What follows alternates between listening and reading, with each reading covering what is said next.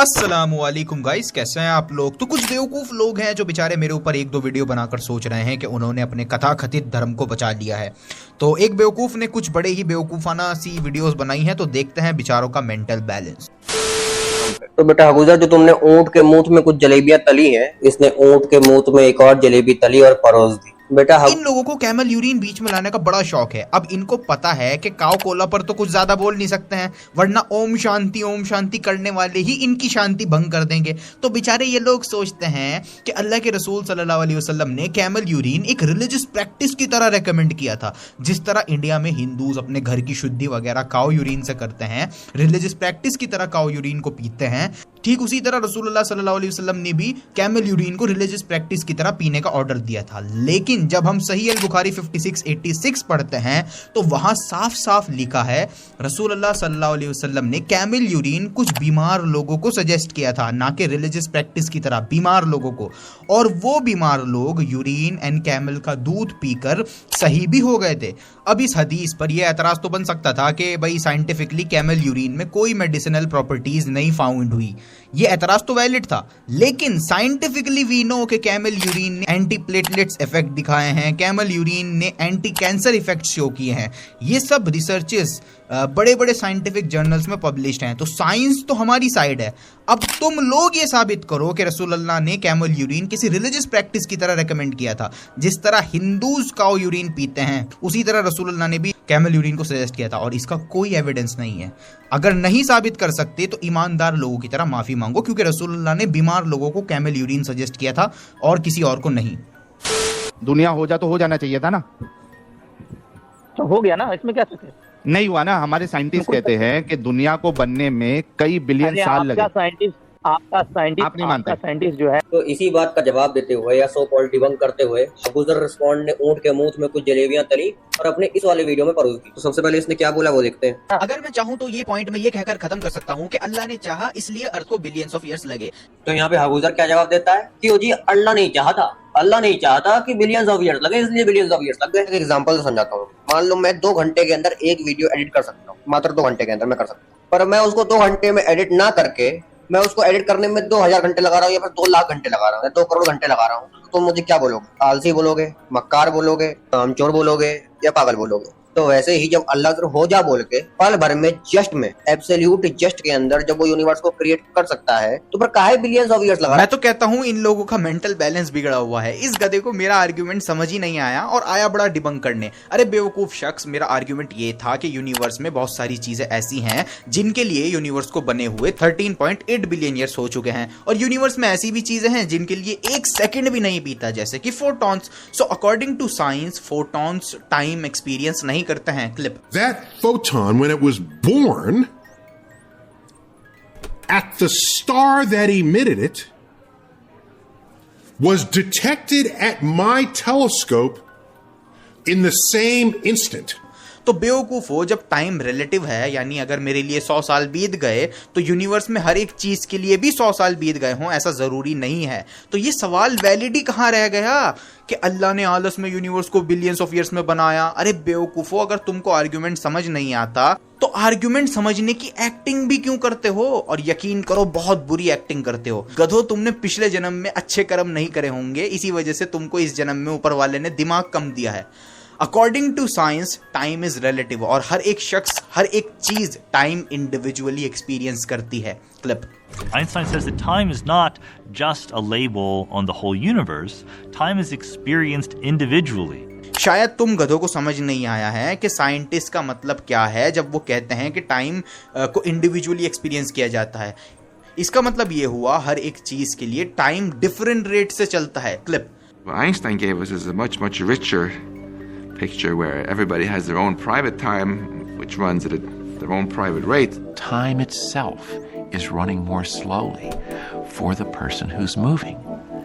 That's amazing. No one before Einstein ever imagined that sort of thing would happen. बेवकूफो, time relative है, यानी तुम लोग ये एतराज नहीं कर सकते हो कि अल्लाह ने यूनिवर्स को बिलियंस ऑफ ईयर्स में क्यों बनाया, क्योंकि टाइम रिलेटिव है। ये एतराज ही वैलिड नहीं है। सपोज यूनिवर्स में 3 चीजें हैं, एक ह्यूमंस, एक कोई भी एक्स चीज मान लें, एक फोटोन, ह्यूमंस के लिए तो 13.8 बिलियन ईयर्स बीत चुके हैं यूनिवर्स को बने हुए, और उस एक्स चीज के लिए सपोज कर लें 5 बिलियन ईयर्स बीत चुके हैं यूनिवर्स को बने हुए, और उस फोटोन के लिए तो 0 टाइम बीता है। इसका मतलब ये हुआ टाइम से हम बंधे हुए हैं, अल्लाह ताला नहीं, अल्लाह ताला टाइम से बाहर है। तो अब अगर कोई शख्स कहता है कि अल्लाह आपने यूनिवर्स को बनाने में 13.8 बिलियन ईयर्स क्यों लिए, तो एक्स चीज कह सकती है कि नहीं भाई 5 बिलियन ईयर्स लिए अल्लाह ताला ने यूनिवर्स को बनाने में, and at the same time photon कहेगा नहीं भाई 0 सेकंड लगे अल्लाह को यूनिवर्स बनाने में, क्योंकि उसके लिए तो कोई टाइम बीता ही नहीं। तो समझ आया, ये एतराज वैलिड ही नहीं है क्योंकि टाइम ही रिलेटिव है।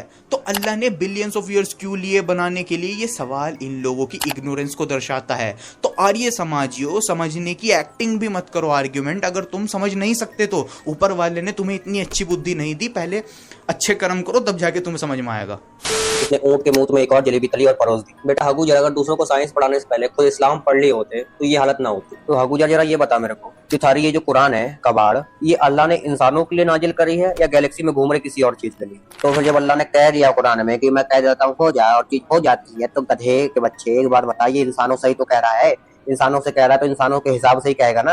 अरे जब नहीं हो पाता डिफेंड तो काहे जबरदस्ती मेहनत करते हो? अगेन बेवकूफो, कुरान सिर्फ इंसानों के लिए नहीं है बल्कि एक्स्ट्रा डायमेंशनल बीइंग्स, जिन्नों के लिए भी कुरान है। कुरान चैप्टर 46 वर्स 29 में आता है, जिन भी कुरान को सुनते हैं और उस पर ईमान लाते हैं, और जिन्नों के लिए टाइम कैसा चलता है we don't know.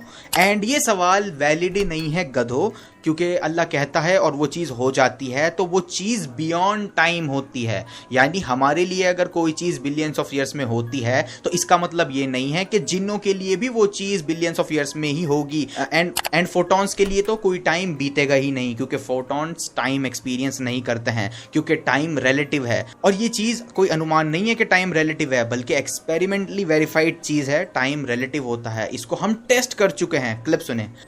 Einstein's theory has been tested again and again and again, and it all hangs together. It really forms the basis for the way we understand much of the way nature works. तो ये एतराज ही valid नहीं है गधो, क्योंकि तुमको argument ही समझ नहीं आया था। और वैसे भी इस आयत में कहाँ लिखा है कि अल्लाह कहता है और वो चीज़ उसी मोमेंट पर हो जाती है? ऐसा कहाँ लिखा है कि उसी मोमेंट पर एकदम से वो चीज़ हो जाती है? तो कुरान में ऐसा भी नहीं लिखा है कि उसी टाइम वो चीज़ पूरी हो जाती है, ऐसा कहीं नहीं लिखा। सेकेंडली आर्ग्यूमेंट ही कुछ और था, मैं कुछ और कहना चाह रहा था, तो ये सवाल ही वैलिड नहीं है। तुमको समझ ही नहीं आया मैं क्या कहना चाह रहा था, तो अच्छे कर्म करो, शायद अगले जन्म में तुमको थोड़ा सा दिमाग ज्यादा मिल जाए। अच्छा, ये बेवकूफ शख्स जिन्नों को, फरिश्तों को काल्पनिक समझता है, माइथोलॉजी बताता है, जबकि इन बेवकूफ़ों को ये नहीं पता कि आज के मॉडर्न साइंटिस्ट भी जिन्नों को एंड फरिश्तों की एग्जिस्टेंस को डिस्प्रूव नहीं कर सकते हैं। In fact there are mathematical models जो सजेस्ट करते हैं कि हमारे आसपास एक्स्ट्रा डायमेंशनल बीइंग्स हो सकते हैं, लेकिन हम उन्हें टच नहीं कर सकते हैं। लेकिन हमारे आसपास, हमारे साथ कुछ बीइंग्स हो सकते हैं। क्लिप सुने। Perhaps we live on a membrane, a three-dimensional membrane that floats inside a higher dimensional space. There could be entire worlds right next to us, but completely invisible. All of these other universes would exist within the extra dimensions of M-theory, dimensions that are all around us. Some even say they might be right next to us, less than a millimeter away. But if that's true, why can't I see them or touch them? If you have a brain living in a higher dimensional space and your particles, your atoms cannot get off the brain, it's like trying to reach out but you can't touch anything. It might as well be on the other end of the universe. बेवकूफ आर्य समाजियों, किसी भी चीज पर बोलने से पहले research कर लिया करो। है इतनी हिम्मत कि इन साइंटिस्टों को जाके तुम लोग कहो कि किन माइथोलॉजीज में तुम मानते हो? है हिम्मत कहने की इन लोगों को? तो जो तुम अपने आसपास देखते हो ऐसा जरूरी नहीं है सिर्फ यही रियलिटी हो, और भी चीजें हमारे आसपास हो सकती हैं, उनमें जिन्स एंड एंजल्स भी आते हैं, और यही चीज आजकल के मैथमेटिकल मॉडल्स भी हमको सजेस्ट करते हैं। जिस चीज के अंदर कॉन्शियसनेस नहीं होती उसके लिए वैसे भी टाइम एग्जिस्ट नहीं करता। एक पत्थर है कहीं पड़ा हुआ है, क्या इसके लिए टाइम एग्जिस्ट कर रहा है? इसको पता है 1 घंटा बीत गया, 2 घंटा बीत गया, 3 घंटा बीत गया, इसको पता है क्या? इसको ये भी पता है कि यूनिवर्स बन गया है, इसको ये भी पता है कि अल्लाह भी है, इसको ये भी। इस बेवकूफ ने कहा जिस चीज में कॉन्शियसनेस नहीं है उस चीज के लिए टाइम एग्जिस्ट ही नहीं करता है। या अल्लाह, किस मखलूक के साथ फंसा दिया इनको, तो ABCD भी हमको सिखानी पड़ रही है। बेवकूफ, ये अंडा है, क्या इस अंडे के लिए अब टाइम एग्जिस्ट नहीं करता क्योंकि ये अनकॉन्शियस है?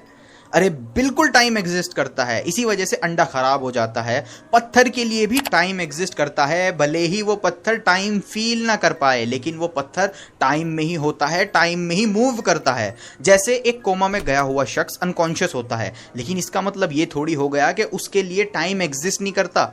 जाहिलो, दिमाग किस कबाड़ी को बेच के आए हो तुम? ये इन लोगों का लेवल है, मुझे इन लोगों को सीरियसली लेना भी नहीं चाहिए, लेकिन थोड़ा सा इनको इनका लेवल दिखाना भी जरूरी है।